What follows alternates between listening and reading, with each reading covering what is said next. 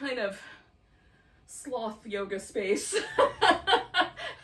I need to at least start that way in order to pull myself together.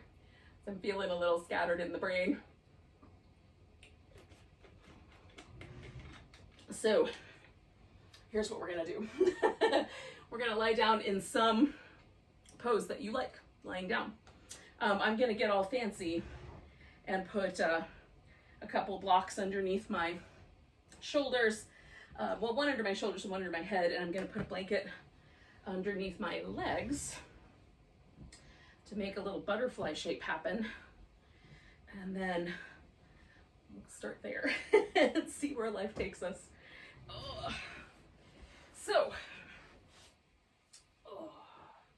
normally what I like to do on the Monday, Wednesday, kind of, slightly shorter evening classes is I like to do one that's a little more passive and one that's a little more active, but I scheduled this week to be like mostly, we're doing one that's exactly half and half, or pretty close to it.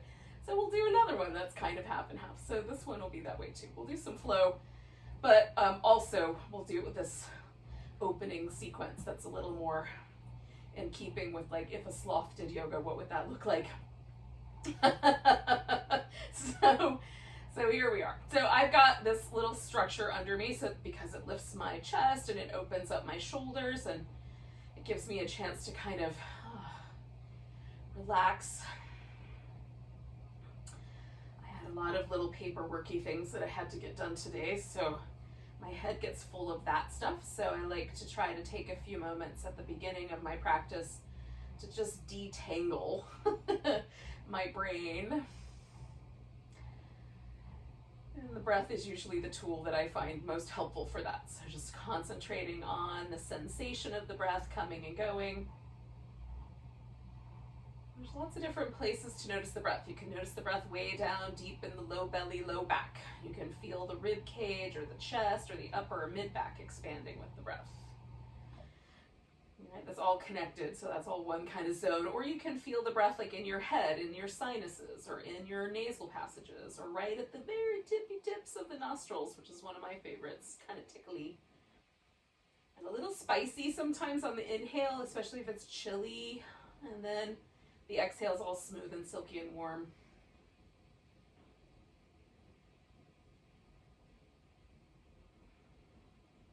And, if you've been cooking yummy things in your house, you might have like this delicious aroma that goes along with your breath awareness. And if not, then that's okay too.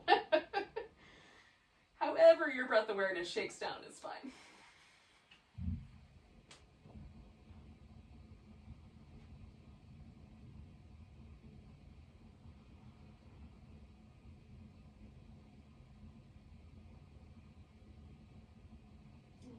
Long, just a few minutes of me sort of detangling with the breath is generally enough to settle my mind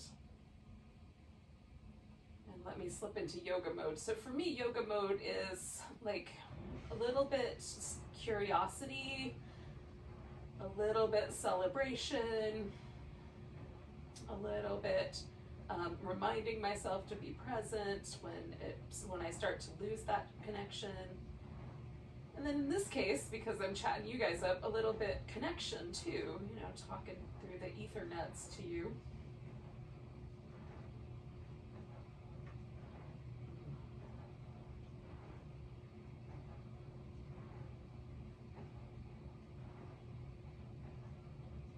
In some ways, I think this practice of practicing together in this kind of strangely digital space, right? This digital space, which means that you could be practicing with me right now, hours after I'm practicing with me right now.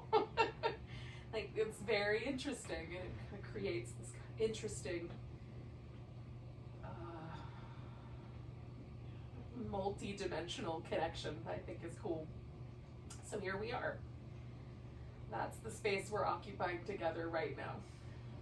And all the rest of the stuff, all of our daily stuff is just in the background for now. We'll take it up later.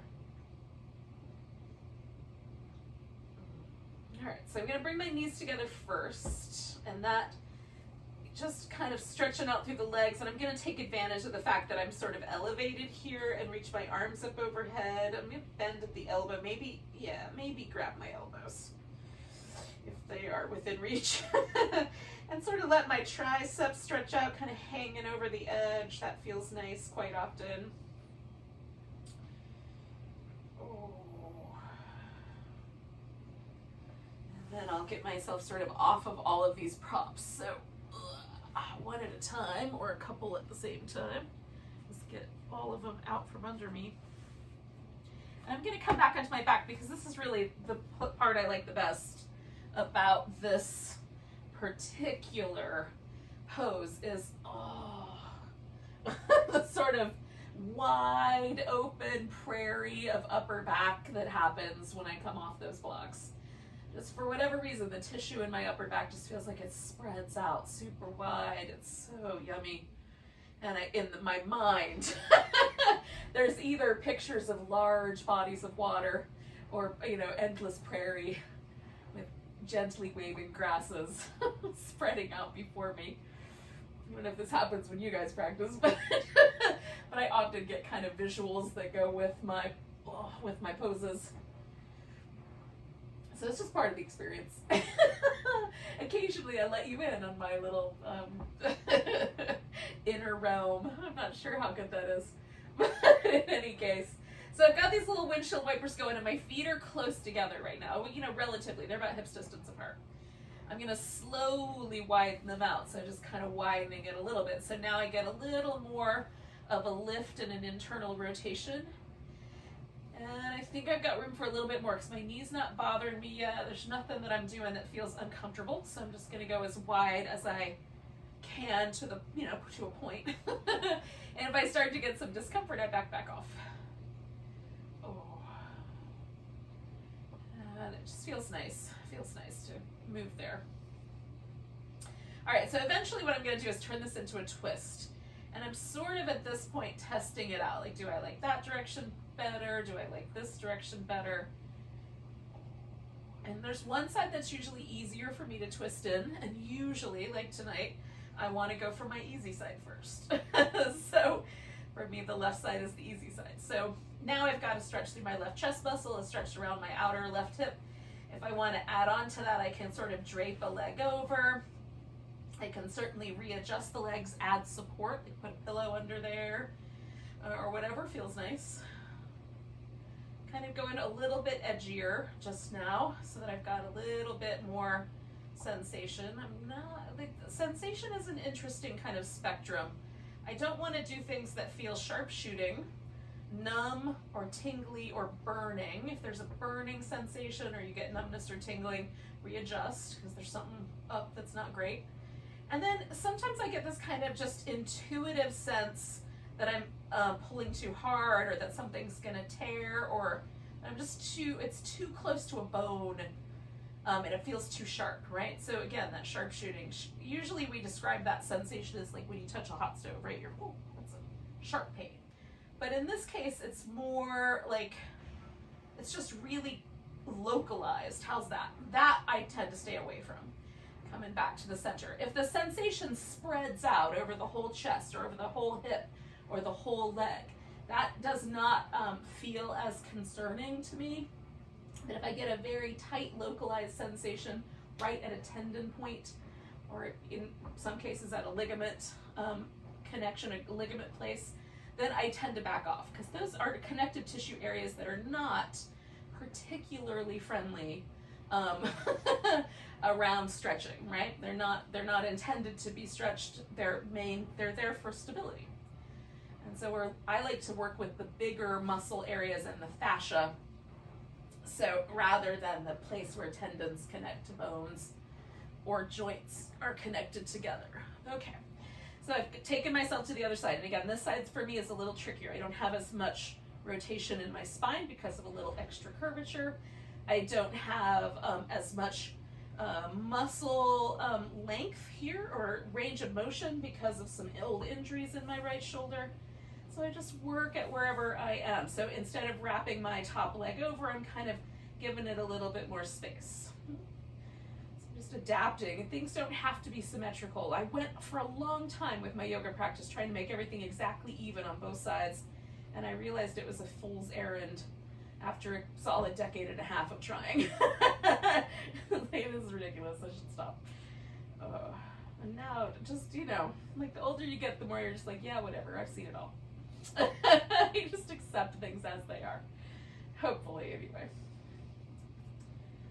So I'm learning to accept my body as it is right now. So I'm gonna do about 3 more breaths with this twist because it's still feeling nice to explore it.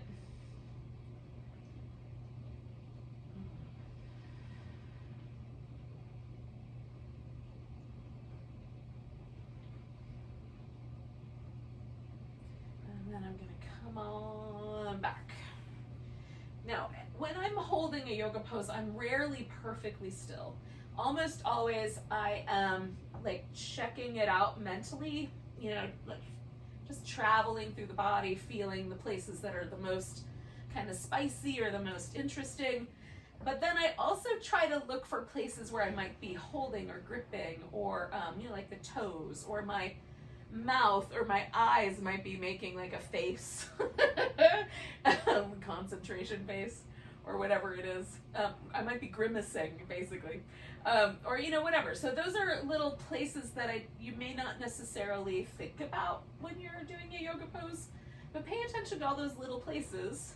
And usually for me, like, I'm doing really subtle little, like, spreading out the fingers or spreading out the toes, or doing a subtle little shift back and forth. And I'm not, you know, the difference is, like, if you're just fidgety and it's not conscious and it's almost like you can't help it, that's different than I'm going to intentionally rock this pose a little bit, or I'm going to intentionally move my arm slightly within a range of motion that it's capable of, or a wrist, or whatever it might be. So I would suggest that one of the ways you get to know yoga poses is by adding these little tiny personalized explorations and movements. But if you find yourself feeling really fidgety, just come out of that pose, right? And try something a little different, because there might be a reason that you're fidgety. You might be doing damage. All right, so I'm gonna roll myself over onto the belly. So I'm just sliding over to the edge of my mat, or closer to the edge. So I'm gonna do some little cobras. And I'm gonna start each cobra. It's hard for me to talk to you guys and talk into the floor at the same time, but I'm gonna start each cobra with these little shoulder circles. So for this first round, my hands are quite high up. And basically, if I drew a line down the front, like the top of my shoulder, it would hit like my first knuckle. So my fingertips are actually forward of my shoulder. And you don't have to do it exactly the same, but you know, just kind of somewhere in that neighborhood. And circle the other way. It's easier for me to go one way than the other when I'm up against the floor here.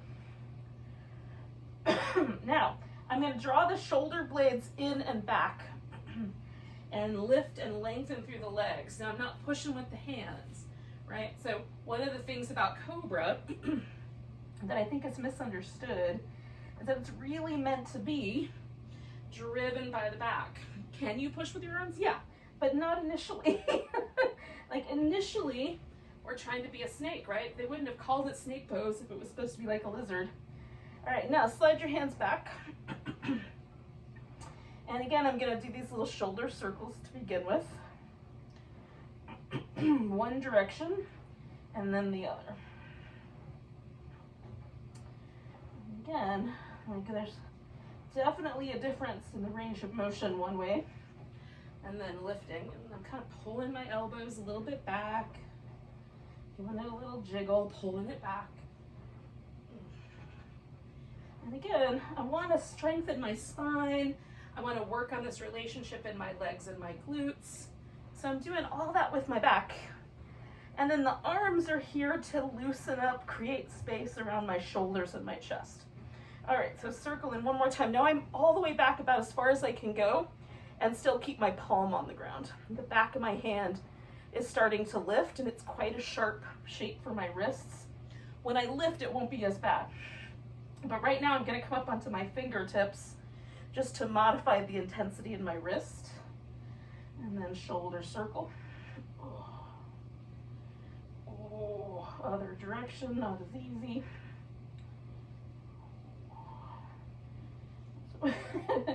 And then lifting into the cobra from there. I do like 2 or 3 of them each. And again, okay. So then sliding the hands out. I'm gonna do this little crocodile shape. I've just got one palm on top of the other, my forehead resting on there. And then I'm gonna do little windshield wipers with the legs. In a moment, I'm gonna reach back there for one of these feet. Now, you can certainly grab them with your hand. I'm gonna use a strap. So, depending on what your range of motion is like, you can certainly grab hold of your foot or your ankle. I'm gonna lasso mine. So I'm starting with my right side. Ooh. Now my left leg's gonna stay stretched out. I'm gonna hold this little sphinx with my elbows, and I'm pulling my foot a little bit closer to my buttocks, and then I'm gonna pick that leg up and kind of stretch out through the top of the thigh. Now there's gonna be a point where I feel enough sensation on the top of my thigh and in my hip flexor that I'm gonna stop, and it's about right there. So I like the strap because it lets me keep my arms in this little sphinx position, but sometimes it feels nice to reach back there and stretch out the shoulder differently. So do it the way you want to. You can certainly bend the foot without any strap and just hang out. I'm also trying to lift that thigh slightly in the air and stretch it back a little longer against the resistance I'm putting on the strap.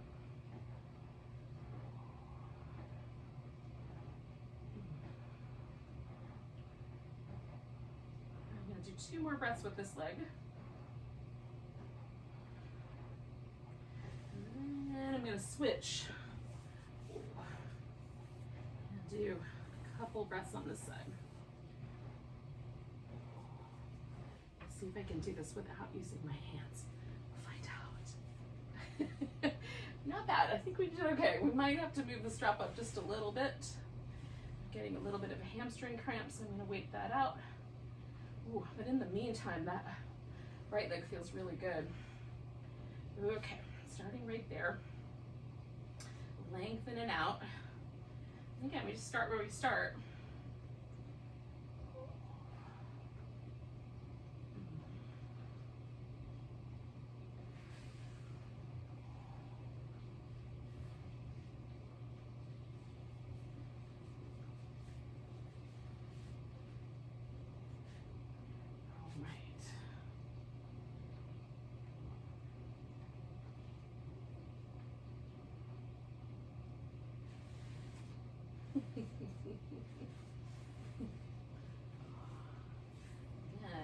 I'm just working dynamically with my hamstring as it wants to decide to do a deep dark cramping up. Hopefully you don't have those issues, but if you do, just let go, wait a second, try again, see if it goes, see if it works. So 2 more breaths here.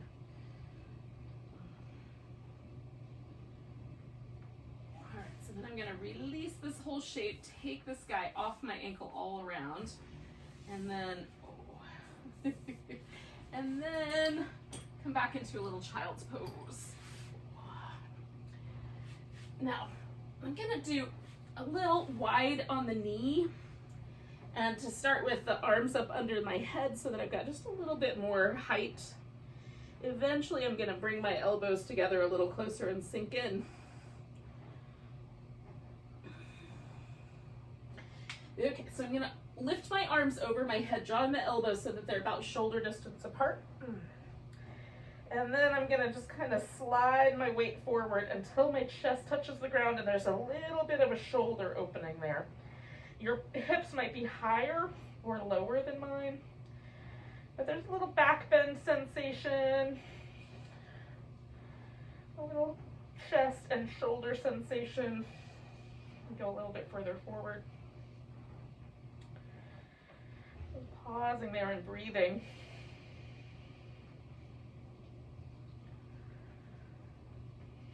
I'm going to go a little bit further forward. So that's about as much as my low back wants to bend. So that's where I'm going to stay put.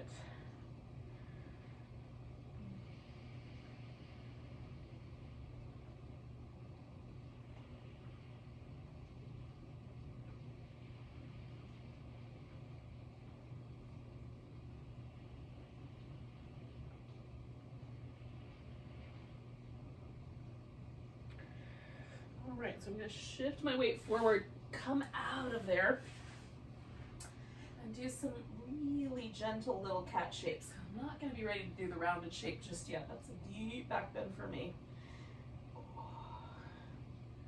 But getting closer. A little closer. Oh.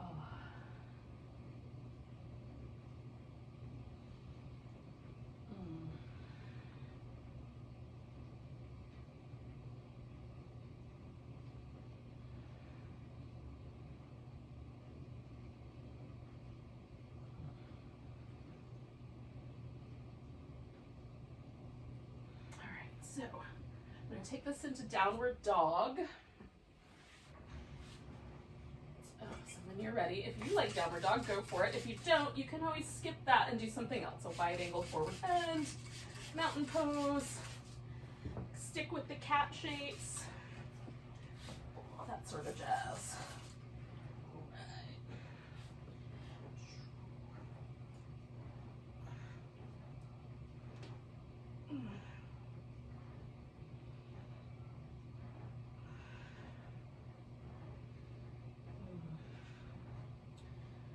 Feels nice to warm up the backs of the legs.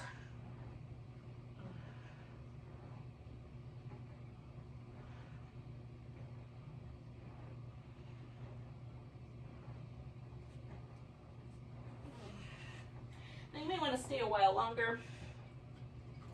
I'm gonna give this whole back side of my mat a little bit more stickiness so I won't slip.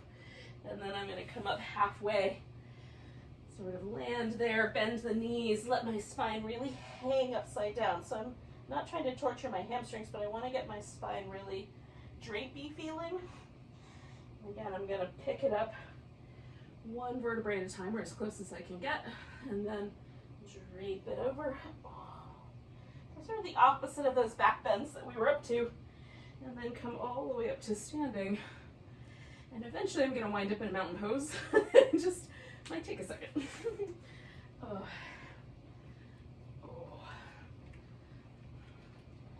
So find your way into a mountain pose that makes sense to you. Oh.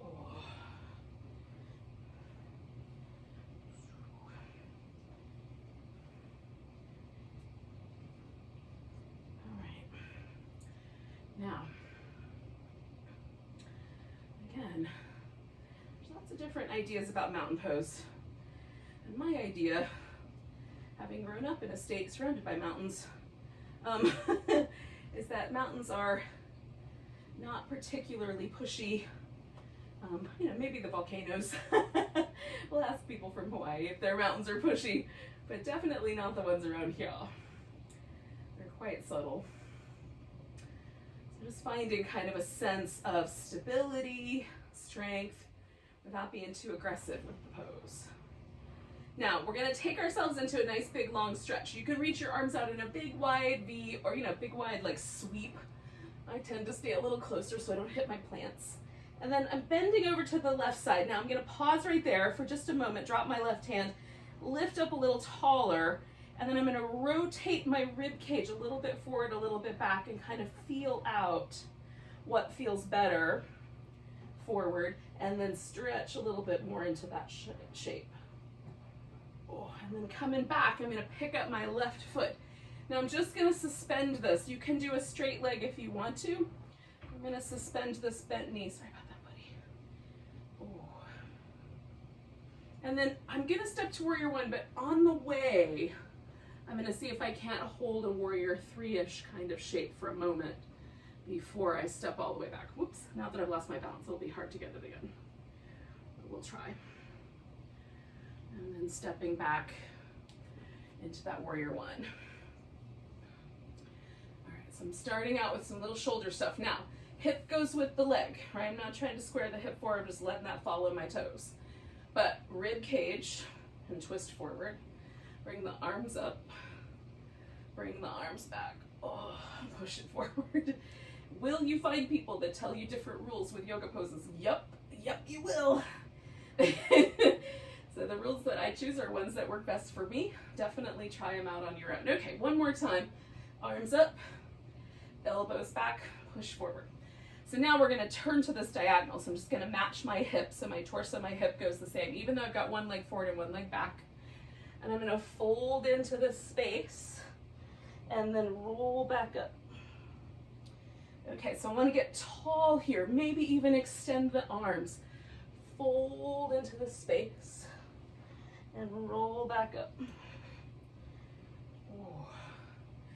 And one more, getting tall, stretch it into that space. Oh, and I'm gonna hang out here with this kind of humble warrior. I like a little extra shoulder action, and to do that I use blocks, but if you don't have those but you do have a table or a couch, you can definitely use a higher surface.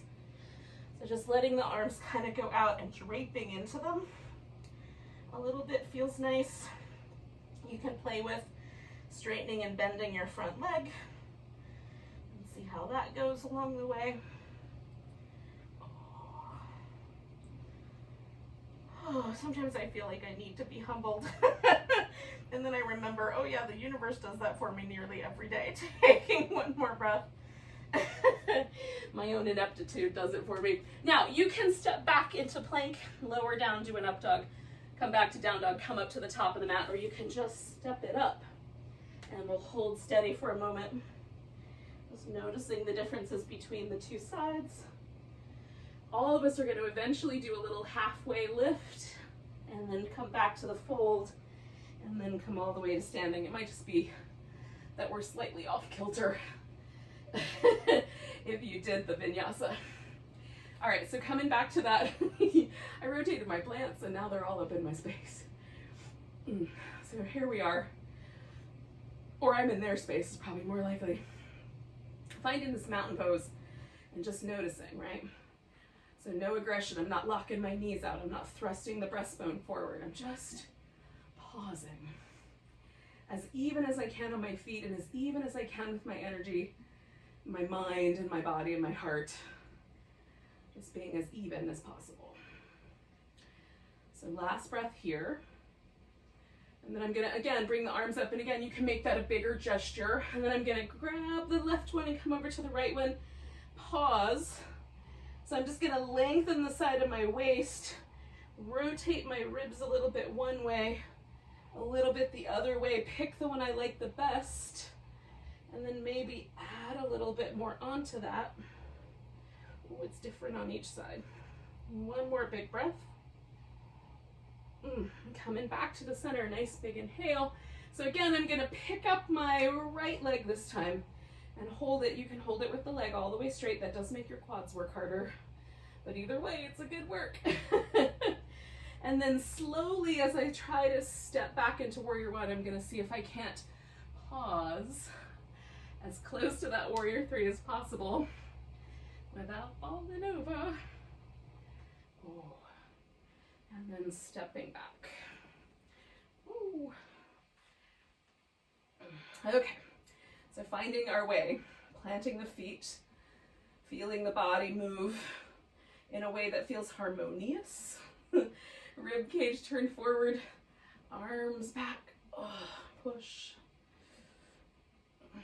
Arms back, oh, push. Oh. Arms back, oh, push. So again, I'm gonna rotate so my ribs match my hips.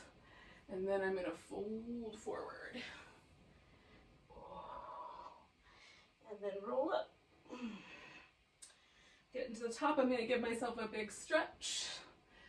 And then, fold it forward again. And roll it up. So on this last kind of extension into the stretch, into this humble warrior, I'm trying to make my spine taller as I fold. Then I'm going to get here and stay a bit. And again, once you're here, you can make little changes to the pose. It's yours.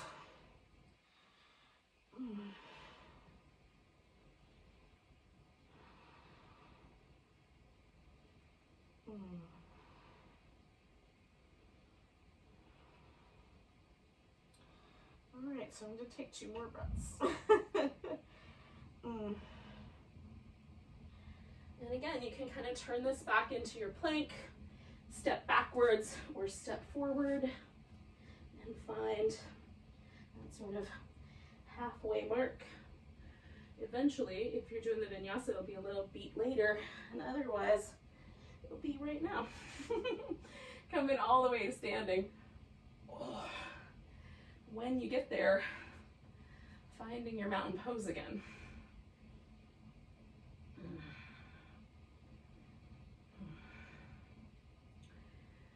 If we're a mountain, I would want to be a mountain that just invited you to come hang out and get still. All right, so I'm gonna pick a pose. I'm not exactly sure which one I'm gonna do. I think I'm coming back around to this hold on to my foot loop that I started with the Sphinx kind of shape on the belly. So that's what I think I'm gonna do. But you could do a tree, an eagle, again, you can make up your own balancing pose, however you wanna do it. So I'm gonna put my weight in my right leg. And then I'm going to bring my left leg up and reach back with my strap. Now, if I really start to fall, I have to let go with both hands because otherwise I will tangle myself up in a big mess.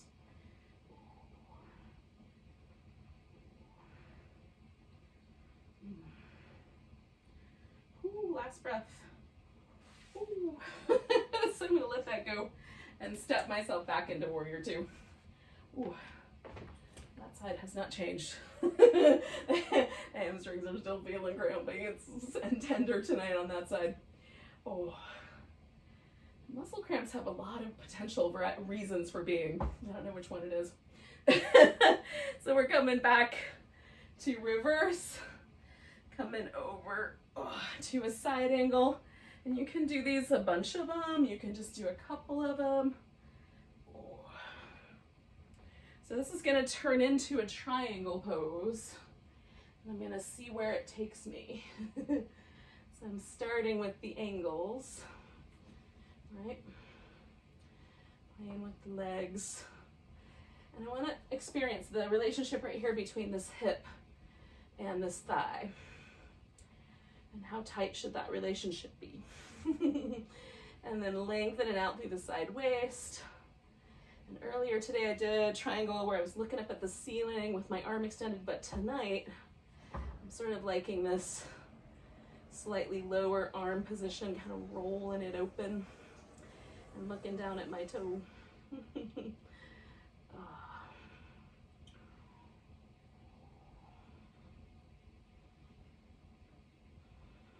2 more breaths.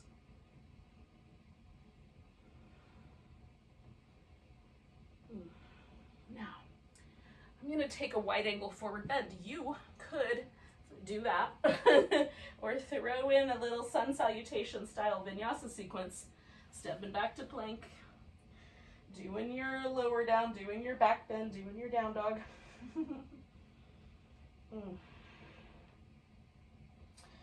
And then we're all going to wind up at the top of the mat together eventually, coming up halfway. Exhale and fold. Coming all the way to standing. Hold on. before I do that, I'll set myself up for the other side. Oh. Oh. I'm giving it a nice big stretch. And finding the mountain pose. So just having this little strap underneath the ball of my foot already has awoken my mountain pose. Slightly different. It was slightly different because I did a bunch of stuff different too. So then we're going to shift the weight and see if we can bring ourselves to whatever version of a balancing pose we were working on the other side.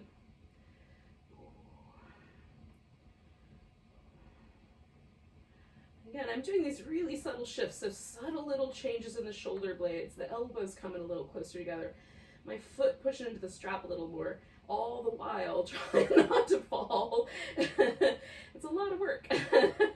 2 more breaths if we can do it.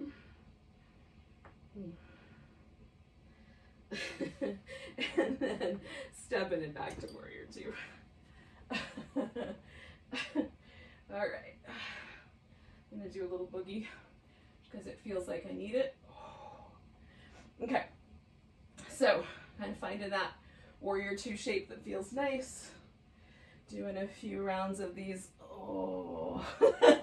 yummy moon warrior side angle flowy bits. And then I'm gonna take myself to a triangle and see where we land. Again, I kind of like to build my yoga poses from different angles, not always doing them the same way. Offering myself different options. You can do them the same way every time, like that's okay too. Just do you. So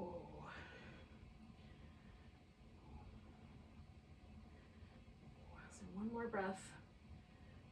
Now I'm gonna disappear into downward dog for a bit, and then I'm gonna wind up on my belly.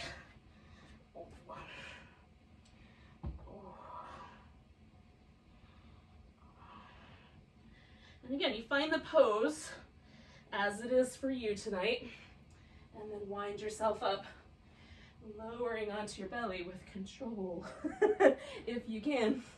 Okay, so I'm gonna do a few little rounds of cobra because I love them. Oh, cobra's my buddy. Is cobra your buddy? If not, don't worry, just keep making friends. The more you train a cobra, apparently, the more likely it is to lift out of the basket for you.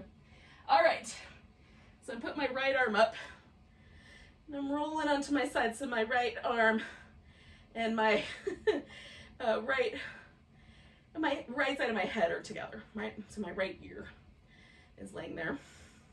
Now, this might be all you do. It's a lovely pose.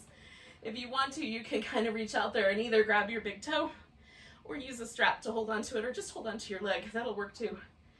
And then what I'm gonna try to do is keep my connection to my core.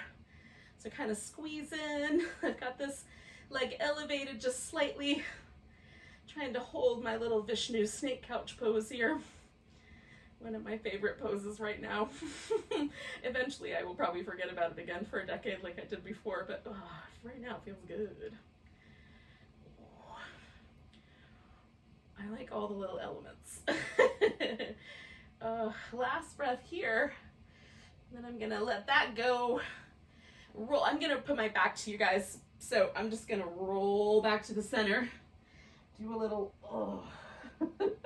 upper back rinse, and then do the other side. But hopefully you've got this. So hips, shoulders kind of stacked up a little bit, hug in through the sides of your waist. You can bend your bottom knee for more stability, or straighten that leg out and hover it for more core work, right? So we have to hold ourselves nice and steady there. It's almost like a boat pose on the side. It's a side-lying boat pose. I'll throw this one into the Christmas blend. Christmas boat pose challenge. So we're gonna do a couple more breaths here. And I'm gonna let go Now I'm gonna roll all the way onto my back, but it's gonna be 2 revolutions to get myself all the way there. Alrighty. Now yogis, here's the thing. We're gonna set ourselves up for a final relaxation here. Got a little blanket back that I had under there. I could come back to my little butterfly and see, oh, that's kind of nice. Sort of see, start where I ended, or end where I started. It's a circle, it's all the same. But, or you could just have straight legs here. But let my upper back just rest. Unwind your face. Unwind your mouth. Let yourself rest.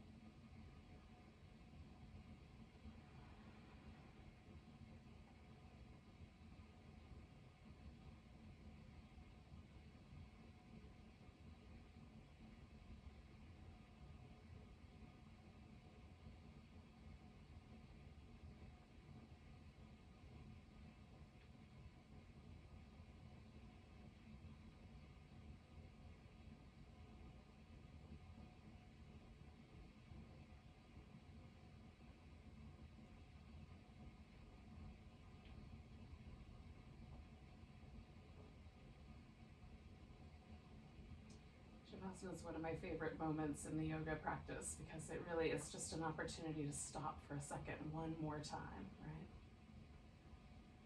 So we're just going to stay for a tiny bit longer, but just let yourself again, if your mind was wandering, just pause. Keep the mind untangled for now, and notice the breath again for a bit.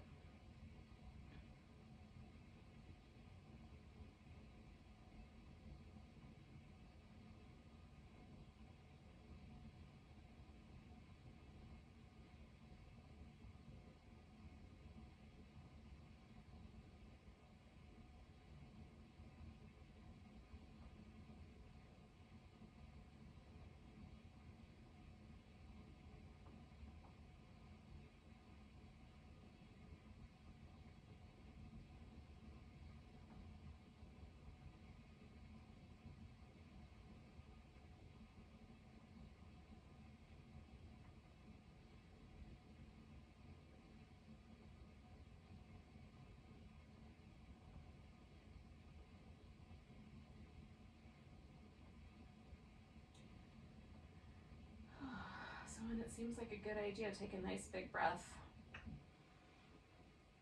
And let go with a big deep sigh.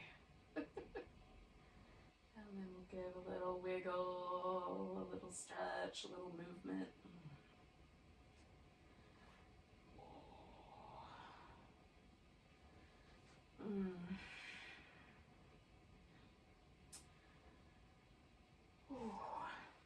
Just check in one more time before you come out. See where you landed. Oh. And then when you're ready, you can bring yourself back to a seated position. Thanks for joining me for a little evening vinyasa-ish. Vinyasa for sloths. Hopefully it was good. Let's take a nice big breath together. And a big deep sigh. Namaste. Welcome to the rest of your night. Peace.